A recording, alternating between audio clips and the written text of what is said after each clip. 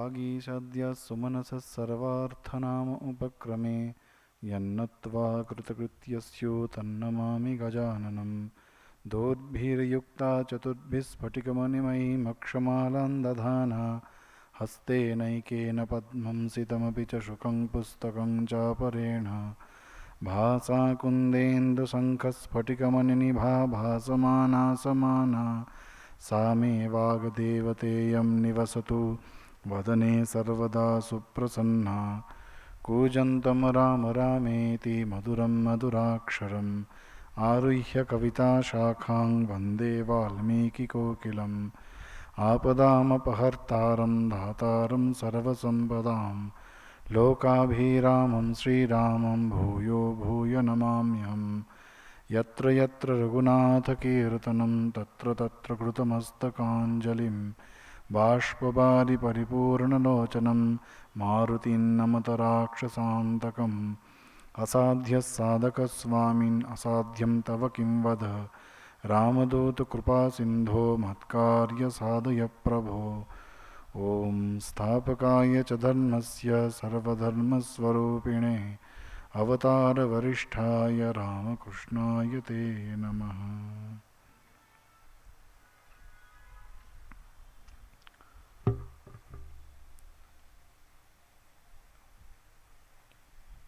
বাল্মীকি রামায়ণ কথা, শ্রীরামের অনুধ্যান বাল্মীকি রামায়ণ কথার আজ ৪৮তম পাঠ ও আলোচনা। আজকের বিশেষ দিন, আজ রামনবমী, ভগবান শ্রীরামচন্দ্রের জন্মতিথি। আমাদের পরম সৌভাগ্য যে এই শ্রীরামের জন্মতিথির দিনেও আমরা বাল্মীকি রামায়ণ পাঠ ও তার আলোচনা করার সুযোগ পাচ্ছি। কাকতালীয়ভাবেই দিনটি মিলেছে, দিনটি পাওয়া গেছে। আগের দিন আমরা সহি ধর্ম সনাতনঃ শীর্ষক যে পাঠ ও আলোচনা করেছিলাম, সেখানে আমরা দেখেছি যে এই জটিল পরিস্থিতিতেও ভগবান শ্রীরামচন্দ্র তিনি ধর্ম প্রসঙ্গ করছেন, তিনি ধর্মের কথা বলছেন, কিভাবে ধর্মসঙ্গত আচরণ করা যায়, কিভাবে সকল অবস্থাতেও ধর্মকে পরিত্যাগ না করে সত্যে প্রতিষ্ঠিত থাকা যায়, সেই কথা আমরা আগের দিন আলোচনা করেছি। বারবার শ্রীরামচন্দ্র সনাতন ধর্মের কথা তিনি বলছেন, সহি ধর্ম সনাতনঃ এষ ধর্ম সনাতন, বারবার বলছেন। বারবার তিনি কেন এই সনাতন ধর্মের কথা বলছেন সেটি আমরা পরে আসছি সেই প্রসঙ্গে। তার আগে শ্রীরাম এই যে ধর্ম প্রসঙ্গ করলেন, বা বাল্মীকির কথায় এই রকম পরিস্থিতিতে শ্রীরামই একমাত্র এই আচরণ করতে পারেন, তার প্রভাব কি হলো না, কৌশল্যা শ্রীরামের মাতা তিনি বুঝতে পারলেন যে শ্রীরাম কোনো মতেই তাঁর অবস্থান থেকে এতটুকু চ্যুত হবেন না, বিচ্যুত হবেন না। তাই কৌশল্যা কার্যত মেনে নিলেন। যে কৌশল্যা বলছিলেন আমি তোমাকে অনুমতি দিচ্ছি না, তিনি এখন কি বলছেন, বর্তস্ব চ শতাংক্রমে শীঘ্রম চ বিনিবর্তস্ব। হে রাম, তোমাকে আমি নিবারণ করতে অক্ষম, অর্থাৎ তোমাকে আমি বনে যেতে বা তোমার বনে যাওয়ার পথে বাধা দিতে আমি অক্ষম। তাই তুমি বনে যাও, বনবাসে যাও, আর শীঘ্র ফিরে এসো। শীঘ্রং চ বিনিবর্তস্ব, বিনিবর্তস্ব মানে ফিরে আসা, শীঘ্র ফিরে এসো। 14টি বছর অত ছোট সময় নয়, কিন্তু তবু মায়ের মন, সেই জন্য মা বলছেন শীঘ্র ফিরে এসো। এবং পরমুহূর্তে কি বলছেন, বর্তস্ব চ শতাংক্রমে, খুব গুরুত্বপূর্ণ কথা বলছেন, বনবাসকালে সাধুদের পথই অবলম্বন করো। কৌশল্যা তিনি মাতা, তিনি অভিজ্ঞা, তিনি জানেন যে মানুষ যখন বিপদে পড়ে, মানুষ যখন খারাপ সময়ের মধ্য দিয়ে যায়, তখন অনেক সময় মানুষ সৎ পথ, সাধু পথ পরিত্যাগ করে, অনেক সময় না চাইলেও অনেক সময় পরিত্যাগ করে। সেই জন্য তিনি সাবধান করছেন যেন শ্রীরামকে, যে সাধু পথ, সৎ পথ তুমি ত্যাগ করো না, সাধু পথে সর্বদা অবলম্বন করে তুমি বনবাস যাপন করো। টিকাকার বলছেন, সতাম মহাত্মনাম ক্রমে মার্গে, অর্থাৎ যে পথ মহাত্মারা অনুসরণ করেছেন সেই পথ তুমি অনুসরণ করো। অর্থাৎ আমাদের যে বৈদিক যুগের শিক্ষা, সত্যম বদ ধর্মঞ্চর উপনিষদে আছে, সেই সত্য তথা ধর্ম, বারবার সত্য এবং ধর্ম এই দুটির উপর জোর দেওয়া হয়েছে। সেই সত্য পথ, সেটি হচ্ছে সাধুপথ, সেটি হচ্ছে ধর্মপথ। তো সেই পথে তুমি অবিচল থেকো, মাতা কৌশল্যা বলছেন। এতক্ষণ শ্রীরাম তিনি ধর্মকথা বলছিলেন। তিনি ধর্মকথা বলে কৌশল্যার মধ্যে যে সনাতন ভারতীয় নারীত্ব বা মাতৃত্ব সুপ্ত অবস্থায় ছিল, তিনি সেই মাতৃত্বকে যেন জাগরণ ঘটালেন।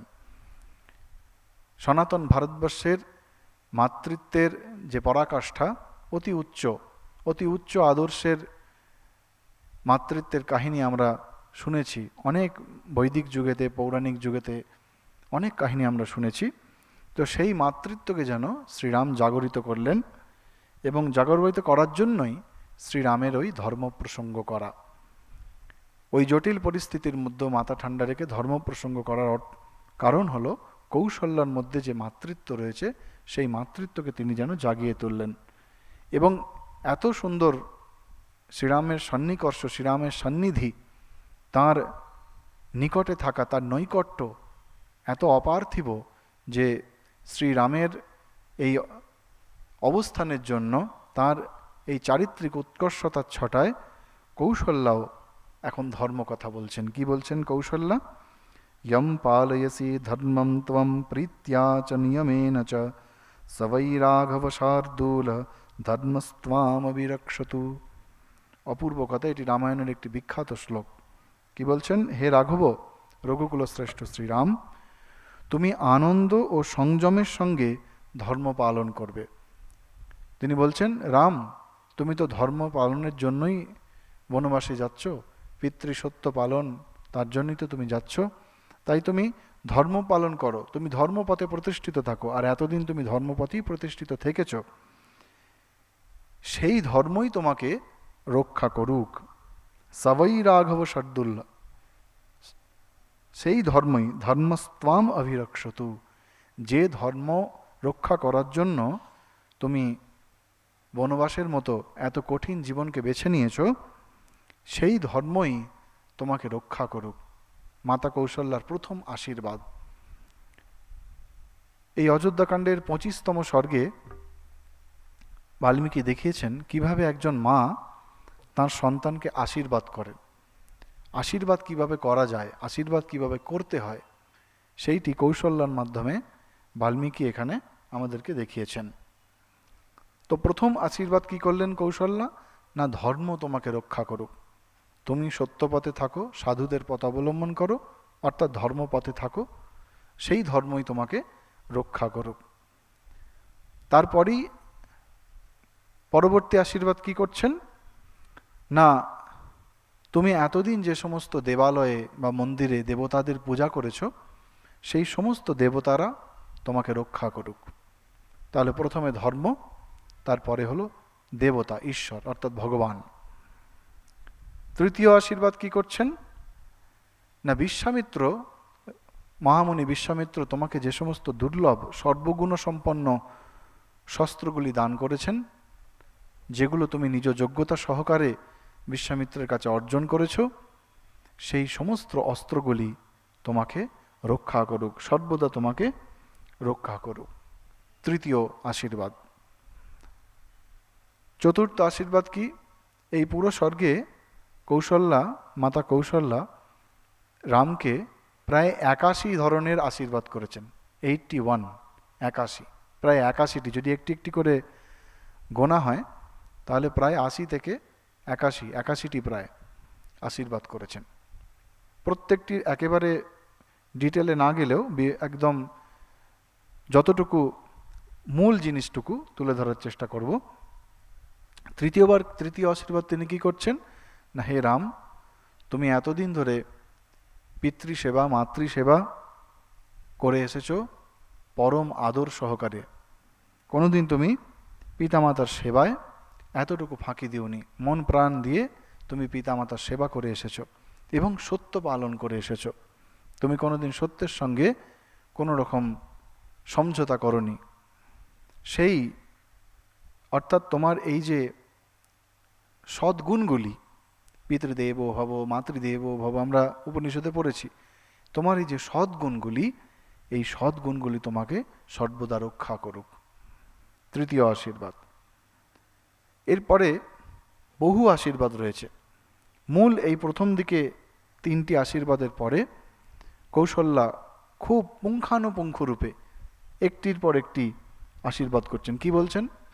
বলছে, শ্রীরাম, এতদিন তুমি যখন যজ্ঞ অনুষ্ঠান করেছো, যজ্ঞানুষ্ঠান করেছো, যখন তুমি ধার্মিক অনুষ্ঠান সকলে অংশগ্রহণ করেছো, সেই সমস্ত হোমের সরঞ্জাম, মন্দির এবং সেই যজ্ঞ প্রসূত তোমার যে কর্মফল, তা তোমাকে রক্ষা করুক। তারপর বলছেন, বনবাসে যাওয়াকালে বা বনবাসকালে সেই জঙ্গলের মধ্যে সমস্ত পর্বত, বৃক্ষ, জলাশয়, পক্ষী এবং সমস্ত বন্য প্রাণী, এরা সকলে তোমাকে রক্ষা করুক, এরা সকলে তোমার মঙ্গল করুক। আজকে সেই জন্য আমরা বিষয় রেখেছি শ্রীরাম মঙ্গলম। কেন শ্রীরাম মঙ্গলম? শ্রীরাম মঙ্গলমের অর্থ হচ্ছে যে শ্রীরাম তিনি সকলের মঙ্গল করেন, কিন্তু এখানে কৌশল্যা শ্রীরামের মঙ্গল প্রার্থনা করছেন। তো কেন নামটি দেওয়া হয়েছে সেটি শেষে বলবো।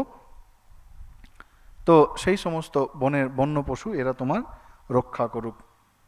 তারপরে সমস্ত দেবতা, বরুণ দেব তথা দ্যুলোক, অন্তরিক্ষ, ভূলোক, বায়ু দেবতা, সকল নক্ষত্র, দিন রাত্রি এবং দিন রাত্রির যে সন্ধিক্ষণ, যেটা সন্ধ্যা আমরা বলি, সেই সমস্ত কিছু তোমাকে রক্ষা করুক, সকলে তোমার মঙ্গল করুক।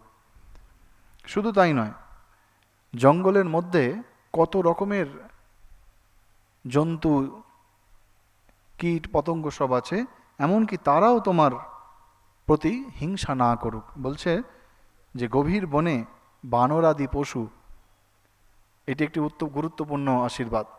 বানরের উল্লেখও কিন্তু করছেন। প্লবাগা, প্লবাগা মানে হচ্ছে বানর। প্লবাগা বৃশ্চিকা দংশা মশকাশ্চৈব কাননে, অর্থাৎ বানর তথা অন্যান্য পশু এবং ছোট ছোট কীট অনুকীট, নাম করে দিচ্ছে বৃশ্চিকা, দংশা, মশকা, বৃশ্চিক, ডাঁশ, মশা, এই সমস্ত ছোট ছোট কীট, তারাও তোমার প্রতি রক্ষণীয় হোক, তারাও তোমাকে রক্ষা করুক, তারাও তোমার প্রতি হিংসা পরায়ণ না হোক। আর জঙ্গলে আমরা জানি, গভীর জঙ্গলে প্রচুর বন্য পশু থাকে, সেই সমস্ত মহাহস্তি, বাঘ, ভাল্লুক, মহিষ, হিংস্র সিংহ, এই সমস্ত পশুরাও তোমার প্রতি যেন হিংসা পরায়ণ না হয়, অর্থাৎ তারাও তোমার রক্ষা করুক। এছাড়া নরমাংসভোজী, রাক্ষস, পিশাচ, মাংসাশী পশু, তারাও তোমার প্রতি হিংসা পরায়ণ না হোক, অর্থাৎ তারাও, এই আশীর্বাদের গুরুত্ব রয়েছে, তারাও যেন তোমার কোনো ক্ষতি করতে না পারে। আমরা জানি শ্রীরামচন্দ্র বনবাসে যাওয়ার পর থেকেই একের পর এক রাক্ষসদের বধ করছেন, তো তারাও যাতে তোমার প্রতি কোনো ক্ষতি না করতে পারে। এরপর ইন্দ্রাদি লোকপাল, আমরা জানি ইন্দ্রাদি 10 লোকপাল রয়েছেন, সেই সমস্ত ইন্দ্রাদি লোকপাল 6 ঋতু, 12 মাস, বৎসর, বেদ, স্মৃতি ও ধর্মশাস্ত্র সমস্ত কিছু তোমার প্রতি মঙ্গল পরায়ণ হোক, এরা সকলে তোমার মঙ্গল করুন। কার্তিকেয়, বৃহস্পতি, চন্দ্র, সূর্য, সপ্তর্ষি, নারদ তথা সমস্ত আমরা যে বলি 33 কোটি দেব দেবতা, 33 কোটি মানে কিন্তু 1 কোটি 2 কোটি যে আমরা লক্ষ কোটি বলি সেই কোটি নয়। কোটি মানে হচ্ছে এক একটি ক্লাসিফিকেশন, যেটাকে আমি ইংরেজিতে বলি এক একটি শ্রেণীর দেবতা, এক একটি করে 33টি শ্রেণী আছে, সেই 33টিকে বলে কোটি। যেমন আমরা বলি ঈশ্বর কোটি, ওটি একটি শ্রেণী, ঈশ্বর কোটি একটি শ্রেণী। তো সেই সমস্ত দেব দেবতা তোমার সহায়ক হন, তোমার প্রতি মঙ্গল পরায়ণ হোক, তোমাকে রক্ষা করুন। আর কি 10 দিক এবং তার অধিপতি, আমরা জানি 10 দিক, 10টি দিক রয়েছে, সেই 10টি দিক এবং তার অধিপতি দেবতা, সেই সমস্ত দেবতা উত্তর দক্ষিণ পূর্ব পশ্চিম ঈশান অগ্নি নৈঋত বায়ু ঊর্ধ্ব অধ, এই 10টি দিক, সেই 10টি দিক এবং সেই 10 দিকের অধিপতি দেবতা সকল সিদ্ধগণ মুনি ঋষিগণ। আমরা জানি দণ্ডকারণ্যে বহু মুনি ঋষি ব্রহ্মজ্ঞানী সব প্রাতঃস্মরণীয় মুনি ঋষিরা বসবাস করেন, সেই সমস্ত মুনি ঋষিরা তোমার প্রতি মঙ্গল পরায়ণ হোক। কাল বা সময় আমরা যেটাকে বলি, সেই সময়ও তোমার প্রতি মঙ্গল পরায়ণ হোক। অন্তরিক্ষবাসী তোমার প্রতি মঙ্গল পরায়ণ হোক। শুক্র চন্দ্র সূর্য কুবের যম অগ্নিদেব বায়ুদেব ধূম, এই সমস্ত অর্থাৎ যে যজ্ঞ করলে তার যে ধোঁয়া ধূম নির্গত হয় সেটি অত্যন্ত পবিত্র বলে মনে করা হয়, সেই পবিত্র ধূম সেটিও তোমার প্রতি মঙ্গল স্বরূপ হোক, সেটিও তোমার মঙ্গল করুক। ঋষি মুখশ্রিত যে সমস্ত মন্ত্র, মুনি ঋষিরা যাগ যজ্ঞ করেন পূজা পাঠ করেন, তার যে সমস্ত মুখনিঃসৃত মন্ত্র, সেই মন্ত্রের মহিমা অত্যন্ত গুরুত্বপূর্ণ, সেই মন্ত্র সকলও তোমার প্রতি মঙ্গল পরায়ণ হোক। ব্রহ্মা এবং ঋষি, আমরা জানি পিতামহ ব্রহ্মা, ভগবান শ্রীবিষ্ণু মহাদেব, এই সমস্ত যারা মূল দেবতা, তারাও তোমার প্রতি মঙ্গল পরায়ণ হোক। সমস্ত ঋষিকুল মুনিকুল তারাও তোমার প্রতি মঙ্গল পরায়ণ হোক। এইভাবে বারবার কৌশল্যা পুঙ্খানুপুঙ্খরূপে যত জনের কাছ থেকে, এবং গুরুত্বপূর্ণ যে তিনি বলছেন এই বনবাসের মধ্যে যে জঙ্গল গাছ বৃক্ষসমূহ রয়েছে, লতা গুল্ম, সমস্ত বনে বনে যে সমস্ত ফল মূল পাওয়া যায়, তারাও তোমার প্রতি মঙ্গল স্বরূপ হোক। এবং এমন যে সমস্ত দেবতারা রয়েছে যাদের পূজা হয়তো আমি করি না, কৌশল্যা নিজে বলছেন এমন অনেক দেবতা রয়েছেন আমি জানি না, তাদের পূজা হয়তো করতে পারি না, সেই সমস্ত দেবতারাও তোমাকে রক্ষা করুক, সমস্ত দেবতারা তোমাকে রক্ষা করুক। এতগুলি বর দেওয়ার পরে আরও 5টি বিশেষ বর দিলেন, বর বলা যায় না, বিশেষ আশীর্বাদ দিলেন। কীরকম আশীর্বাদ? আর বিশেষভাবে তিনি মঙ্গল প্রার্থনা করলেন। কীরকম সেগুলি? না বলছেন যে বৃত্রাসুরকে বধ করে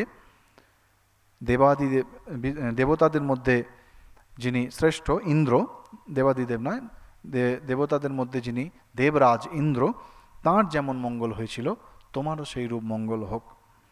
আবার মাতা বিনতা এবং তার পুত্র বিষ্ণুর বাহন গরুড়, সেই গরুড় তিনি অমৃত আহরণ করতে গিয়েছিলেন, সেই সময় মাতা বিনতা তার জন্য যেরকম মঙ্গল বিধান করেছিলেন, তোমারও সেই রূপ মঙ্গল হোক। আর কি বললেন? আর বলছেন যে অমৃত সংগ্রহের সময় দৈত্যহন্তা বজ্রধর বলে একজন ছিলেন, তিনি তার মাতা অদিতির কাছ থেকে যে মঙ্গল আশীর্বাদ পেয়েছিলেন, তোমার সেই রূপ মঙ্গল হোক। আর বামন অবতারে ভগবান বিষ্ণু, তিনি যে মঙ্গল তার বামন অবতারে তিনি যে মঙ্গল করেছিলেন সকলের, সেই রকম তোমারও মঙ্গল হোক। এছাড়া সমস্ত ঋষিগণ, সমুদ্র, দ্বীপ, চতুর্বেদ, ত্রিলোক, এই সমস্ত সকলে তোমার মঙ্গল বিধান করুক। অর্থাৎ মা কৌশল্যা তিনি শ্রীরামের মঙ্গল প্রার্থনা করছেন। কেন শ্রীরামের মঙ্গল প্রার্থনা করছেন? আমরা বলছিলাম যে শ্রীরাম মঙ্গলম আজকের এই বিষয়ে দেওয়া হয়েছে। সেই শ্রীরাম মঙ্গলমের তাৎপর্য এটি যে যিনি মঙ্গলকর্তা তাঁরই মঙ্গল বিধান করছেন মাতা কৌশল্যা। একটি খুব পুরানো কবিতা অন্নপূর্ণা ঈশ্বরী পাটনি, সেখানে ভারতচন্দ্র রায়গুণাকরের লেখা একটি খুব সুন্দর দুটি লাইন ছিল, যার নামে পার করে ভব পারাবার, ভালো ভাগ্য পাটনি তাহারে করে পার। অর্থাৎ ওই অন্নপূর্ণেশ্বর পাটনি ওই কবিতাটির মধ্যে মা অন্নপূর্ণার মাহাত্ম্য ব্যাখ্যা করা হয়েছে, যে তিনি ছলনা করে ওই ঈশ্বরী পাটনিকে তার পরিচয় দিচ্ছেন। যখন পরিচয় জিজ্ঞাসা করা হচ্ছে, তো যখন পরিচয় দিচ্ছেন, কবি বলছেন যে যার নাম করে সমগ্র জগতের মানুষ তারা ভবনদী পার করে, ভবসমুদ্র পার করে, ঈশ্বরী পাটনির কি সৌভাগ্য, সে সেই স্বয়ং অন্নপূর্ণাকে তিনি পার করাচ্ছেন। তো ঠিক সেই রকমই যেন ভগবান শ্রীরাম তিনি সকলের মঙ্গলময়, তিনি সকলের মঙ্গল করেন, তিনি পরম মঙ্গল স্বরূপ। শ্রীরাম প্রথম মঙ্গলম, তিনি হচ্ছেন প্রথম মঙ্গল স্বরূপ। সেই শ্রীরামের মঙ্গল বিধান করছেন কৌশল্যা। আর যদি শ্রীরামের মঙ্গল হয় তাতেই আমাদের মঙ্গল, সেই জন্য শ্রীরাম মঙ্গলম। মা তিনি বাৎসল্যভাবে, কৌশল্যা এখানে বাৎসল্যভাবে শ্রীরামের আরাধনা করছেন, তার মঙ্গল প্রার্থনা করছেন। এবং যদি শ্রীরামের মঙ্গল হয় তাহলে আমাদেরও মঙ্গল, তার মঙ্গলই তো আমাদের মঙ্গল। এখানে একটি জিনিস একটু লক্ষণীয়, সেটি হচ্ছে কৈকেয়ী এবং কৌশল্যা এই দুজনের মধ্যে যদি আমরা একটা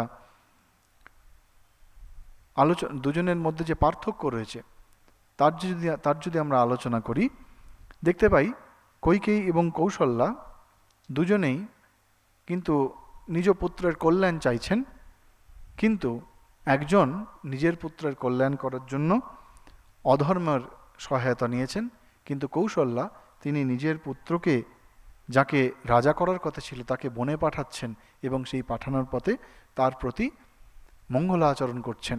কত বীর হৃদয়া মহিলা না হলে, মাতা না হলে এই কাজ করা সম্ভব নয়। আরেকটি জিনিস সেটিও লক্ষণীয়, আরেকটি দিক সেটি হচ্ছে দশরথ এবং কৌশল্যা এই দুজনের শ্রীরামের প্রতি ব্যবহারের মধ্যে পার্থক্য। কি পার্থক্য? দুজনেই শ্রীরামকে সন্তান রূপে পেয়েছেন, দশরথ এবং কৌশল্যা। দশরথ তিনি শ্রীরামের এত সন্নিকর্ষ লাভ করেছেন, রামের কাছে কাছেই ছিলেন, কিন্তু তিনি শ্রীরামকে চিনতে পারলেন না। তাই কৈকেয়ীকে দেওয়া সেই পুরনো কথা অনুযায়ী তিনি রামকে বনবাসে পাঠাতে চাইলেন।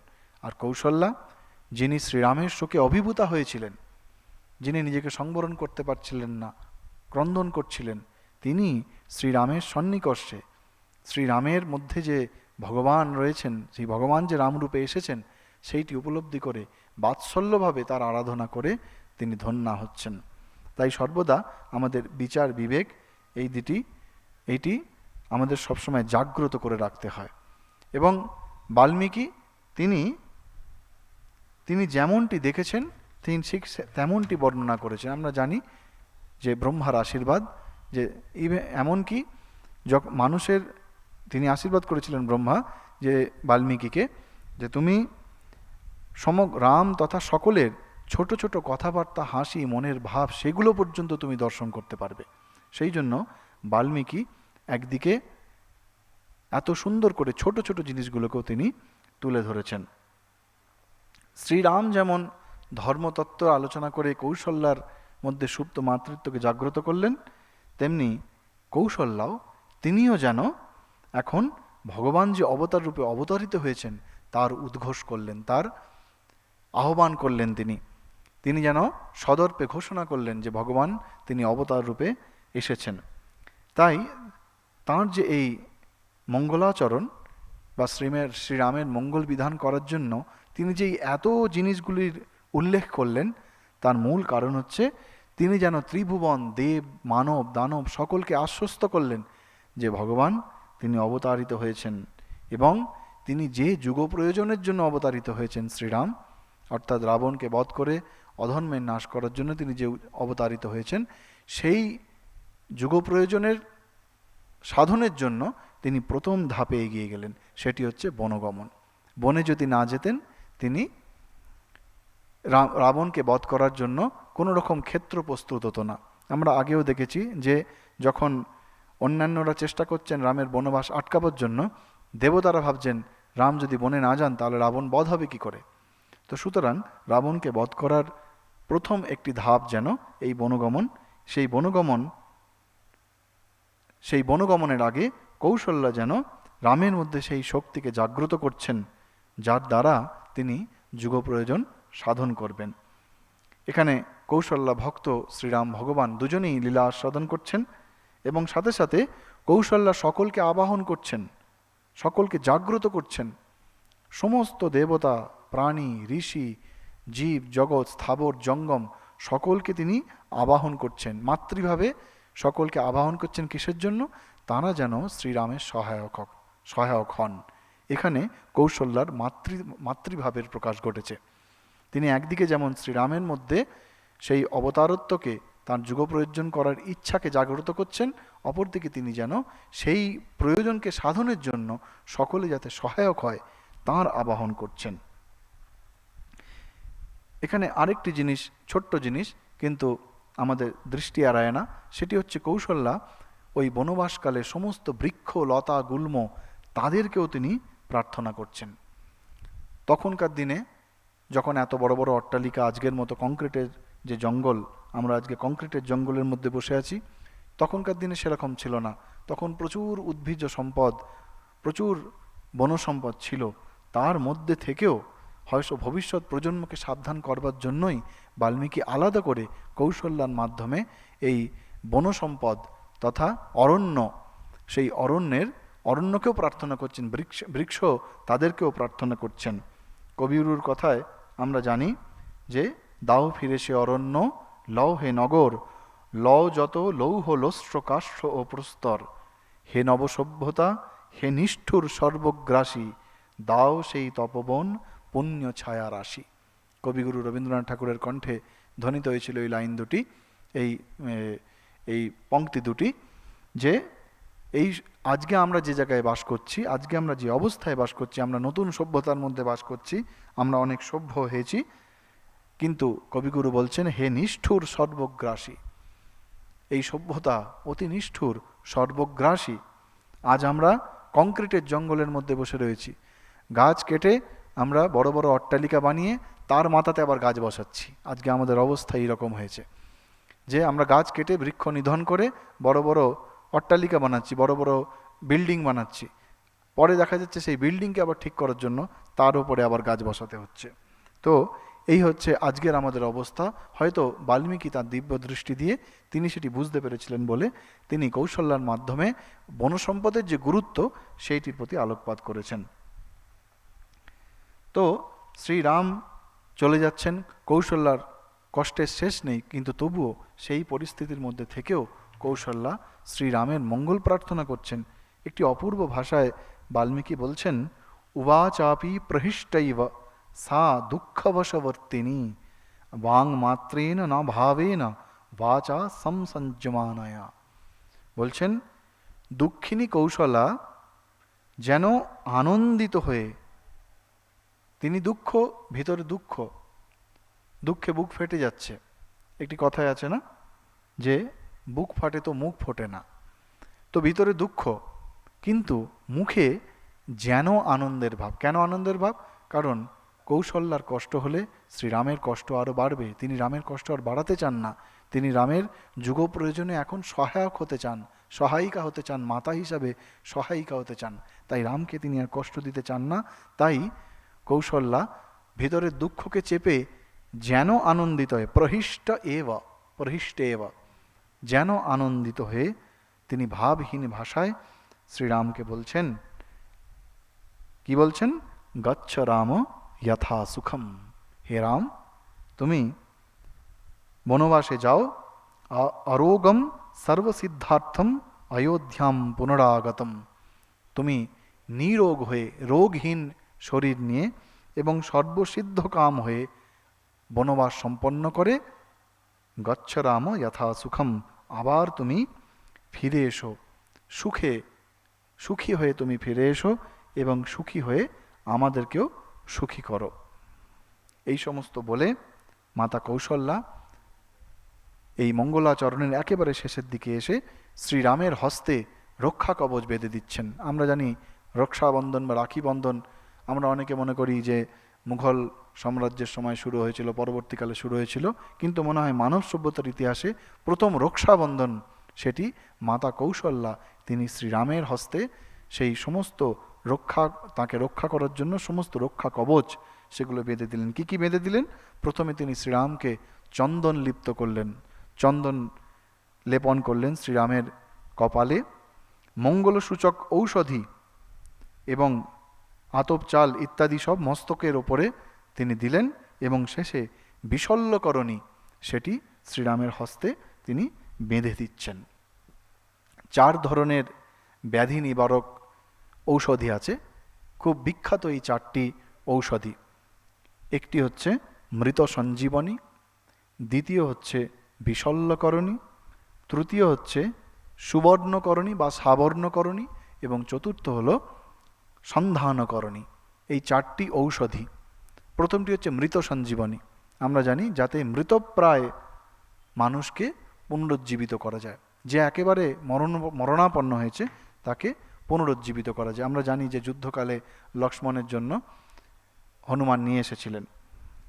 দ্বিতীয়টি হচ্ছে বিশল্যকরণী। বিশল্যকরণী কি না, এই বিশল্যকরণী শরীরের সমস্ত যন্ত্রণা দূর করে, শরীরের মধ্যেই যে সমস্ত আমাদের, যেগুলো আজকের ভাষায় আমরা অ্যান্টিবডি বলি, অর্থাৎ শরীরের মধ্যেই যে আমাদের রোগ নিবারক ক্ষমতা রয়েছে, আয়ুধ রয়েছে, সেগুলিকে জাগ্রত করে, আমাদের সমস্ত গুণ শক্তি যেগুলি রয়েছে সেগুলিকে জাগ্রত করে, আর আমাদের সমস্ত ক্লান্তি, কালিমা, অধিবিষ, শরীরের মধ্যে অনেক ধরনের বিষক্রিয়া হয়, সেই সমস্ত বিষক্রিয়া থেকে শরীরকে রক্ষা করে, সেটি হচ্ছে বিশল্যকরণী। এখানে কৌশল্যা সেই বিশল্যকরণী শ্রীরামের হস্তে বেঁধে দিচ্ছেন। এটি হচ্ছে রক্ষাবন্ধন, এটি হচ্ছে শ্রীরামকে রক্ষা করবার জন্য। বাল্মীকি বলছেন গন্ধৈশ্চাপি সমালভ্য রামম আয়তলোচনা ঔষধিম চ সুসিদ্ধার্থাম বিশল্যকরণীম শুভাম। এই বিশল্যকরণী। তৃতীয় হচ্ছে সাবর্ণকরণী বা সুবর্ণকরণী। এই ঔষধিটি শরীরে ধারণ করলে শরীরের স্বাস্থ্যোজ্জ্বল হয় এবং লাবণ্যময় হয় শরীর, অর্থাৎ শরীরের যে চামড়া যেটিকে বলি চর্ম, সেটি উজ্জ্বল হয়, সুবর্ণময় হয়, সেই জন্য সুবর্ণকরণী। আর শেষটি হচ্ছে সন্ধানকরণী। সন্ধানকরণী হচ্ছে ভগ্ন অস্থি, অর্থাৎ আমাদের শরীরের কোনো অংশে হাড় ভেঙে গেলে সেইটিকে সংযুক্ত করবার জন্য ব্যবহার করা হয় সন্ধানকরণী। এই 4টি মহা ঔষধি। এটি পাওয়া যায় কোথায় না গন্ধমাদন পর্বত। এই কথাটির সঙ্গে আমরা খুবই পরিচিত।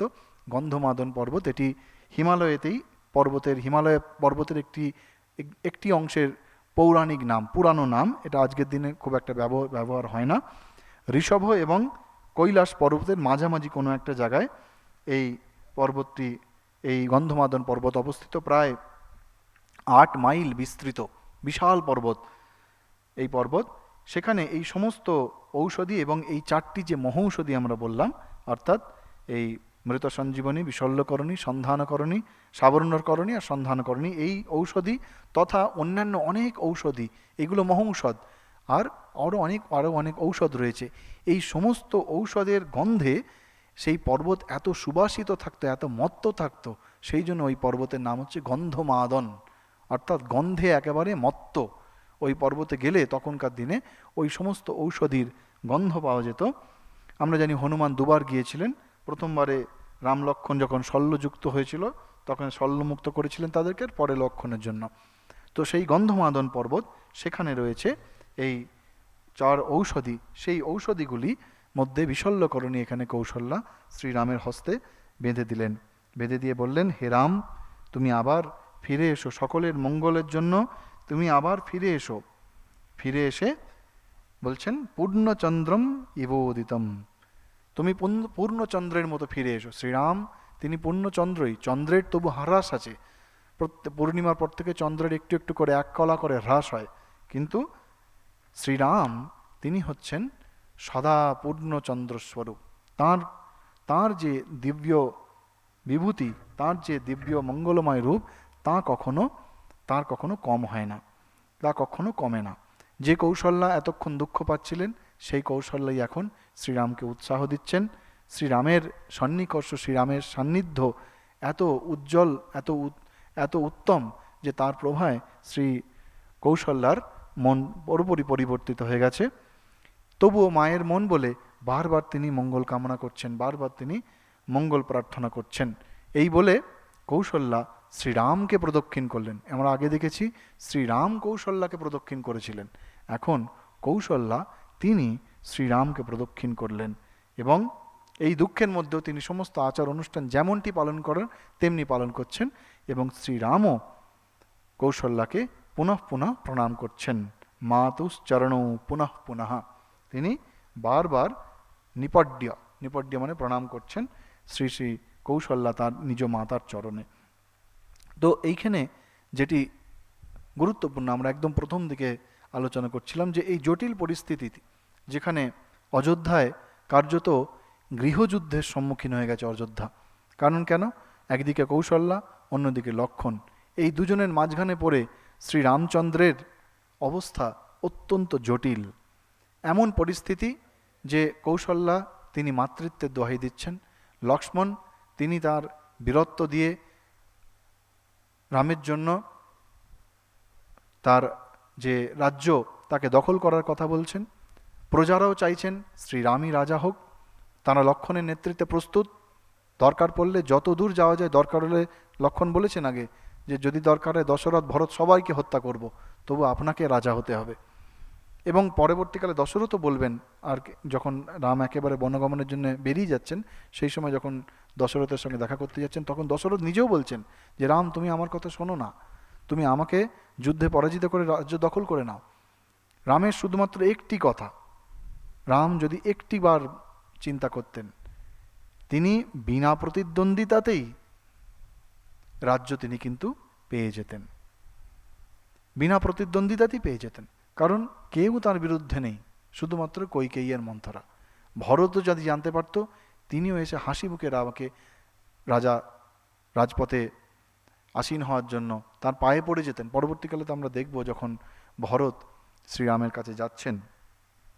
তো অবস্থা এত শোচনীয়, অবস্থা এত জটিল যে একটা বারুদের স্তূপের মতো অবস্থা, যেখানে একটুখানি অগ্নিস্ফুলিঙ্গ হলেই একেবারে সমস্ত কিছু শেষ হয়ে যেত। কিন্তু রাম তিনি এই পরিস্থিতিতেও নির্বিকার স্থিরচিত্ত হয়ে কৌশল্যা এবং লক্ষ্মণ দুজনকে সামলালেন। ধর্ম প্রসঙ্গ করে তিনি এক এমন অত্যুচ্চ দৃষ্টান্ত স্থাপন করলেন যে তার সামনে লক্ষ্মণের উগ্রতা এবং কৌশল্যার যে মনের দুর্বলতা, তার সমস্ত কিছু তিনি শান্ত করলেন। এমন অসংযত এবং বলশালী ইচ্ছার হ্রাস, এটিই তো আমাদের সনাতন ভারতবর্ষের ইতিহাস। আমরা যদি পশ্চিমী সভ্যতার দিকে দেখি, এই রকম পরিস্থিতিতে, এই রাজ্য দখল এরকম পরিস্থিতিতে এই বিদেশি শক্তি তারা রাজ্য দখলের প্রতিযোগিতায় রক্তক্ষয়ী সংগ্রামে হয়তো অবতীর্ণ হয়ে যেত। এমনকি আমাদের ভারতবর্ষেরও যদি আমরা মুঘল ইতিহাসের দিকে তাকিয়ে দেখি, সেখানে কেউ সুষ্ঠুভাবে কেউ রাজ্য লাভ করেননি, প্রত্যেকে রক্তক্ষয় করে রক্তের বিনিময়ে রাজ্য দখল করেছেন। কিন্তু শ্রীরাম তাঁর আচরণ সমগ্র পৃথিবীর সমস্ত ধর্ম ইতিহাস তথা সামাজিক ইতিহাসও যদি পড়ে ফেলা হয়, সেখানেও শ্রীরামের মতো এমন আচরণের উল্লেখ আমরা কোথাও পাই না। যোগ্যতমের উদ্বর্তন বলে আমরা যে ডারউইনের তত্ত্ব পরবর্তীকালে আলোচনা করি, শ্রীরামের জীবন চরিত যেন যোগ্যতমের উদ্বর্তনের নতুন ব্যাখ্যা দিল। কারণ সেখানে বলা হচ্ছে যে লড়াই করে যে যোগ্য তার উদ্বর্তন হবে। শ্রীরাম এখানে আপাত দৃষ্টিতে মনে হচ্ছে যেন এই সমস্ত অবস্থাটা অত্যন্ত জটিল, তার ফেভারে নেই, তার পক্ষে নেই। কিন্তু প্রকৃতপক্ষে রাম একটু ইচ্ছা করলেই তিনি সমস্ত কিছুকে উপেক্ষা করে তিনি দখল করতে পারতেন রাজ্য, কিন্তু তিনি ধর্ম ত্যাগ করবেন না। সেই জন্য তিনি ধর্ম ত্যাগ করলেন না, ধর্মপথে তিনি এমন অটল রইলেন যে তাঁর সামনে সমস্ত অধার্মিক ইচ্ছা পরাভূত হলো। সেই জন্য রাম বারবার বলছেন সাহি ধর্ম সনাতন, এইটি হচ্ছে সনাতন ধর্ম, এটি হচ্ছেন সনাতন ধর্মের শিক্ষা। তিনি সনাতন ধর্মের শিক্ষাস্বরূপ কৌশল্যাকে তিনি তার পত্নী ধর্মের শিক্ষা দিয়েছেন। এত উচ্চ আদর্শ আমরা সেই জন্য কোথাও দেখতে পাই না। ত্যাগ এবং সেবার যে অপূর্ব সমন্বয়, এটি আমাদের এই সনাতন ধর্মেতেই রয়েছে। আর কোনো ধর্মে এই ত্যাগ এবং সেবা এবং সত্যে প্রতিষ্ঠিত থাকার এই এত বড় উদাহরণ পাওয়া যায় না। এই সনাতন ধর্ম সম্পর্কে আমরা এত বারবার বলছি, তার কারণ আমরা যদি শ্রীরামকৃষ্ণদেবের কথাও আমরা স্মরণ করি, তাহলেও আমরা বুঝতে পারবো যে এই সনাতন ধর্মের মহিমা কত উজ্জ্বল। আমি 3টি দৃষ্টান্ত দেব। 1884 খ্রিস্টাব্দের 4 জানুয়ারি শ্রীরামকৃষ্ণ ভক্ত সঙ্গে রয়েছেন, সেখানে মণি অর্থাৎ মাস্টার মহাশয় তিনি এক জায়গায় বলছেন, এদেশের মাটি তেমন নয়, ঠিক যা একবার হবেই। অর্থাৎ ধর্ম প্রসঙ্গে কথা হচ্ছে, যা ঠিক ঠিক ধর্ম তা হবেই। তার উত্তরে শ্রীরামকৃষ্ণদেব বলছেন, হ্যাঁ, সনাতন ধর্ম ঋষিরা যা বলেছেন তাই থেকে যাবে। তবে ব্রাহ্ম সমাজও ওই রকম সম্প্রদায়ও একটু একটু থাকবে। সবই ঈশ্বরের ইচ্ছায় হচ্ছে, যাচ্ছে। শ্রীরামকৃষ্ণদেব নিজে বলছেন যে সনাতন ধর্ম ঋষির ধর্ম, সেই ধর্মই থেকে যাবে। আরেক জায়গায় ওই 1884 খ্রিস্টাব্দেই 4 মার্চ আরেক জায়গায় এই সনাতন ধর্ম প্রসঙ্গে মূলত শ্রীরামকৃষ্ণদেব বলছেন, ঋষিদের ধর্ম সনাতন ধর্ম অনন্তকাল আছে ও থাকবে। অর্থাৎ এই সনাতন ধর্ম অনন্তকাল ধরে আছে এবং অনন্তকাল ধরে থাকবে। এই ধর্মের নাশ করা সম্ভব নয়। তিনি বলছেন অনন্তকাল আছে ও থাকবে। এই সনাতন ধর্মের ভিতর নিরাকার সাকার সব রকম পূজা আছে, জ্ঞানপথ ভক্তিপথ সব আছে। অন্যান্য যেসব ধর্ম আধুনিক ধর্ম, শ্রীরামকৃষ্ণ নিজের ভাষায় বলছি, কোট করছি আমি, অন্যান্য যেসব ধর্ম আধুনিক ধর্ম কিছুদিন থাকবে আবার যাবে। অর্থাৎ আনকোট, সনাতন ধর্ম তার বিনাশ নেই।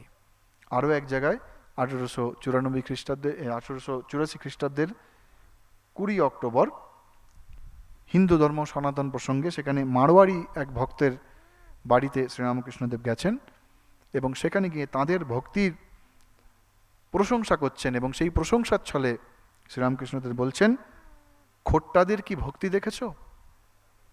যথার্থই হিন্দু ভাব, এই সনাতন ধর্ম। ঠাকুরকে নিয়ে যাবার সময় কত আনন্দ দেখলে? আনন্দ এই ভেবে যে ভগবানের সিংহাসন আমরা বয়ে নিয়ে যাচ্ছি। শ্রীরামকৃষ্ণদেব বলছেন যে এই ঠিক ঠিক হিন্দু ভাব। তারপরে বলছেন, হিন্দু ধর্মই সনাতন ধর্ম।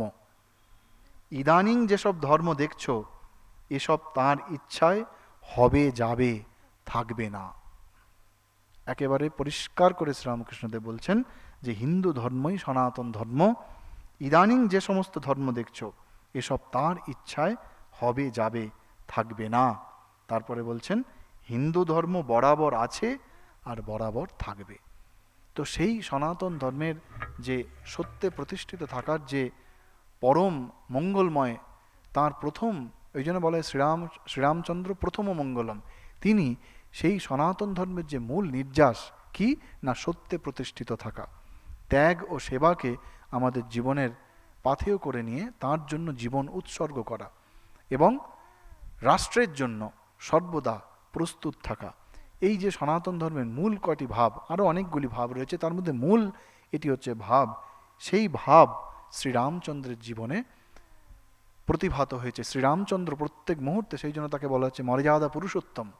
তিনি কখনো মর্যাদা নষ্ট করেননি, তিনি কখনো ধর্মের মর্যাদা নষ্ট করেননি, তিনি কখনো সত্যের মর্যাদা নষ্ট করেননি, তিনি কখনো ত্যাগ ও সেবার মর্যাদা নষ্ট করেননি। তিনি সর্বদা সেই সনাতন ধর্মের পরাকাষ্ঠা হয়ে তিনি রয়ে গেছেন। সেই জন্য এই রামায়ণকে বলা হয় সর্বব্যাধি নিবারক। এই রামায়ণের পাঠ শ্রীরামের চরিত্রের অনুধ্যান করলে, রামের চরিত্রের অনুধ্যান মানে এই রামায়ণের সমস্ত চরিত্রের অনুধ্যান করলে, এই আমরা এখন কৌশল্যার চরিত্র দেখছিলাম, শ্রীরামের চরিত্র দেখছিলাম, এই চরিত্রের অনুধ্যান করলে সর্বব্যাধি নিবারক এটি সর্বব্যাধি নিবারক রামায়ণ। যেমন ওই চারটি যে চারটি ঔষধির কথা, মৃত সঞ্জীবনী, বিশল্যকরণী, সুবর্ণকরণী, সন্ধানকরণী, এই চারটে ঔষধি যেমন মানুষের সমস্ত রোগ ব্যাধি দূর করে, ঠিক তেমনি এই রামায়ণ তার পাঠ, আলোচনা এবং শ্রীরামের চরিত্রের অনুধ্যান করলে আমাদের সমস্ত ব্যাধি, দৈহিক এবং মানসিক সমস্ত কিছু বিনাশ হবে। শেষে মাতা সীতার কথায় কেন শ্রীরামচন্দ্রের মহিমা এত উজ্জ্বল, কেন কিভাবে শ্রীরামচন্দ্র এই জটিলতম পরিস্থিতির মধ্যেও তিনি ধর্মে অটল অচল রয়েছেন, তার কারণ স্বরূপ যেন অধ্যাত্ম রামায়ণ থেকে মা সীতার কণ্ঠে তিনি যে রামের গুণগান করেছেন সেইটি বলে আজকে শেষ করব। কি বলছেন মাতা সীতা? রামম বিদ্ধি পরম ব্রহ্ম সচ্চিদানন্দমদ্বয়ম। তিনি হনুমানকে বলছেন যে হে হনুমান, তুমি জেনো শ্রীরাম হচ্ছেন পরব্রহ্ম, তিনি হচ্ছেন পরমাত্মা। সচ্চিদানন্দম অদ্বয়ম, তিনি হচ্ছেন সচ্চিদানন্দ, তিনি হচ্ছেন অদ্বয় ব্রহ্ম। সেই অর্থাৎ সেই পরমাত্মা ব্রহ্ম নিরাকার নির্বিকার, সেটি রামরূপ পরিগ্রহ করে এসছেন। সর্বোপাধি বিনির্মুক্তম, তার কোনো রকম উপাধি নেই, তিনি শুদ্ধ সত্য স্বরূপ। উপাধি মানে হচ্ছে আমাদের অনেকগুলো উপাধি থাকে। আমি মানুষ, আমি মহারাজ, আমি ভক্ত, আমি অফিসার, আমাদের এইগুলো সব এক একটা উপাধি। তিনি হচ্ছেন নিরুপাধিক। সেরূপ হচ্ছে সর্বোপাধি বিনির্মুক্তম সন্মাত্রম সন্মাত্রম অগোচরম সত্তা মাত্রম অগোচরম। তিনি হচ্ছেন সকল জীবের তিনি হচ্ছেন মনের অগোচর। তাকে এই সাধারণ মন দিয়ে বিচার করা যায় না, যে শুদ্ধ সত্য মন হলে তবেই তাকে বোঝা যায়, তবেই তাকে উপলব্ধি করা যায়। আর কি? আনন্দম নির্মলম শান্তম, তিনি আনন্দ স্বরূপ, তিনি নির্মল, তার মধ্যে কোনো মল নেই, তার মধ্যে কোনো কলুষ কলমশ নাই। তিনি শান্তম নির্বিকারম নিরঞ্জনম, তার মধ্যে কোনো অঞ্জন নেই, কালিমা নেই। সর্বব্যাপিতম আত্মানম, তিনি শ্রীরাম, তিনি আত্মারূপে ব্রহ্মরূপে সকলের মধ্যে তিনি বর্তমান, সকলের মধ্যে আত্মরূপে তিনি বর্তমান, সকলের অন্তঃস্থিত আত্মা। স্বপ্রকাশম অকল্মষম, তিনি স্বয়ং প্রকাশ। তাকে প্রকাশ করার জন্য, যেমন সূর্যকে প্রকাশ করার জন্য কোনো আলোকের দরকার হয় না, যেমন কোনো দ্বিতীয় আলোকের দরকার হয় না, তেমনি শ্রীরামচন্দ্র হচ্ছেন স্বয়ং প্রকাশ। আর মা সীতা বলছেন তিনি কে? তিনি হচ্ছেন মাম বিদ্ধি মূল প্রকৃতিম, আমাকে জানবে আমি মূল প্রকৃতি। স্বর্গস্থিতিকারিণীম, সৃষ্টি স্থিতি প্রলয়কারিণী আমি মূল প্রকৃতি, অর্থাৎ আমি মায়া, আমি মূল প্রকৃতি।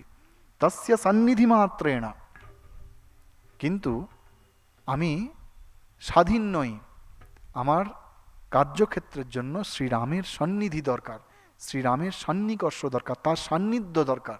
সেই জন্য বলছে তস্য সন্নিধি মাত্রেণ, কেবলমাত্র তার সান্নিধ্য লাভ করেই আমি কি করি? সৃজামি ইদম নন্দিতা ইদম অতন্দ্রিতা, সৃজামি ইদম অতন্দ্রিতা, আমি সেই শ্রীরামের সান্নিধ্য পেয়ে, সেই শ্রীরামের সান্নিধ্যে থেকে মূল প্রকৃতি রূপে, মায়া রূপে, শ্রীরামকৃষ্ণ বলছেন যিনি ব্রহ্ম তিনিই মায়া।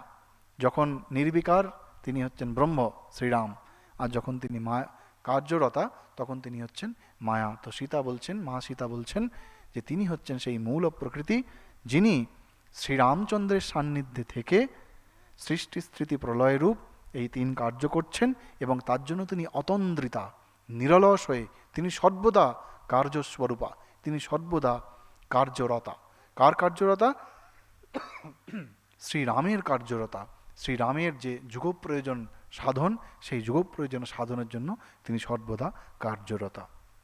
আজকের এই বিশেষ দিন শ্রীরাম নবমীর দিনে শ্রীরামের অনুধ্যান, বাল্মীকি রামায়ণ কথা আমরা অনুধ্যান করার চেষ্টা করলাম।